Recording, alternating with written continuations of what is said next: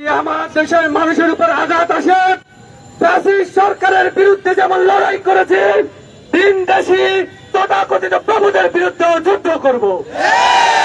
বাংলার মাটিতে আর কোন আগ্রাসনকে আমরা মেনে নিব না।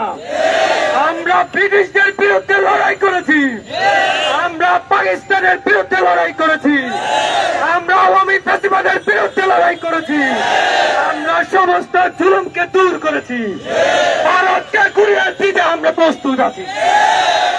আমরা শুধু বলতে চাই, প্রতিবেশী রাষ্ট্র আমরা শান্তি চাই, আসুন শান্তিতে বসি।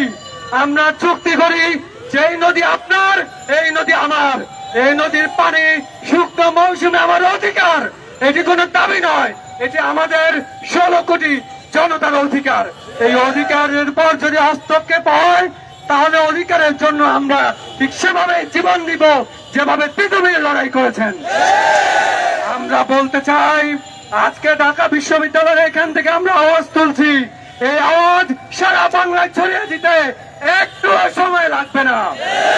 যদি এই দেশে বসে থাকা চোরেরা, দালালেরা এখনো সাবধান না হয়, যদি ভারত সরকার এখনো বাংলাদেশের সাথে চুক্তিতে আর কোন তামাশা থেকে পরিহার না করে, তাহলে তাদের বিরুদ্ধে ওই বাংলাদেশ থেকে যুদ্ধের ঘোষণা আসতে পারে। আমরা আমাদের নবগঠিত সরকারের প্রতি আহ্বান জানাই, আমাদের পানির হিস্সা আদায়ে কঠোর অবস্থান করুন। ছাত্র জনতা আপনাদের সাথে রয়েছে। আমরা বলতে চাই, এই বাংলাদেশ আমরা পুনর্গঠন করতে চাই।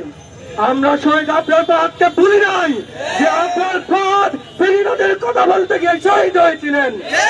সেই আফরার ফাহাদকে স্মরণ করছি এবং তার সেই দেখিয়ে দেওয়া পথ লড়াই করে জীবন দেওয়ার জন্য আমরা সবাই প্রস্তুত আছি তো।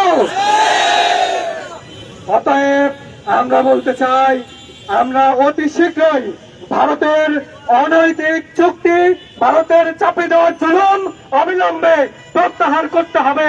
বাংলাদেশ সরকারের সাথে ন্যায্য চুক্তিতে আবদ্ধ হতে হবে। একই সাথে প্রিয় শিক্ষার্থীবৃন্দ, আপনারা সহ মিডিয়ার মাধ্যমে সারা দেশের মানুষকে দক্ষিণাঞ্চল সহ আশঙ্কায় থাকা উত্তরাঞ্চলের মানুষের পাশে দাঁড়ানোর জন্য আহ্বান করছি। সবাইকে অনেক ধন্যবাদ।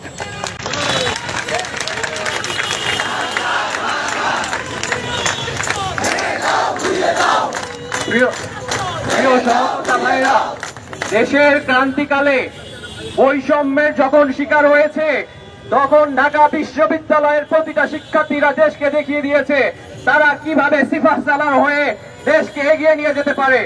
আজকের এই ক্রান্তিকালে তারা আবারও দেখিয়ে দিবে তারা ভারতীয় আগ্রাসনের বিরুদ্ধে রুখে দাঁড়ানোর যোগ্যতা রাখে। প্রিয় শিক্ষার্থী ভাইরা, এখন আপনাদের সামনে বক্তৃতা নিয়ে আসছেন তথ্য বিজ্ঞান ও গবেষণা বিভাগের মেধাবী শিক্ষার্থী রাইহান খান। প্রিয় বন্ধুগণ, আজকে আমরা এখানে উপস্থিত হয়েছি শুধু প্রতিবাদ জানাতে না, আমরা এখানে উপস্থিত হয়েছি ভারতীয় আগ্রাসনের বিরুদ্ধে, ভারতীয় আগ্রাসনকে রুখে দিতে। প্রিয় বন্ধুগণ, আমরা দেখতে পাচ্ছি দিল্লি বারবার পরাজিত হয়েছে আমাদের সাথে। প্রিয় বন্ধুগণ, আমরা দিল্লির দাবিদারকে পরাজিত করেছি। আমরা 5 তারিখে স্বাধীন হয়েছি। প্রিয় বন্ধুগণ, আমাদের এই স্বাধীনতাকে তারা মেনে নিতে পারছে না। প্রিয় বন্ধুগণ, তাদের সব দালালেরা যখন বারবার পরাজিত হয়েছে, তারা এখন আমাদেরকে প্রাকৃতিক ভাবে দমন করতে চাচ্ছে। তারা তাদের বাঁধ খুলে দিয়ে, তারা যে অবৈধভাবে বাঁধ নির্মাণ করেছে আন্তর্জাতিক নদীর উপরে, সেই বাঁধ খুলে দিয়ে রাজনৈতিক বন্যার সৃষ্টি করেছে। প্রিয় বন্ধুগণ, আমরা বন্যাকে ভয় পাই না।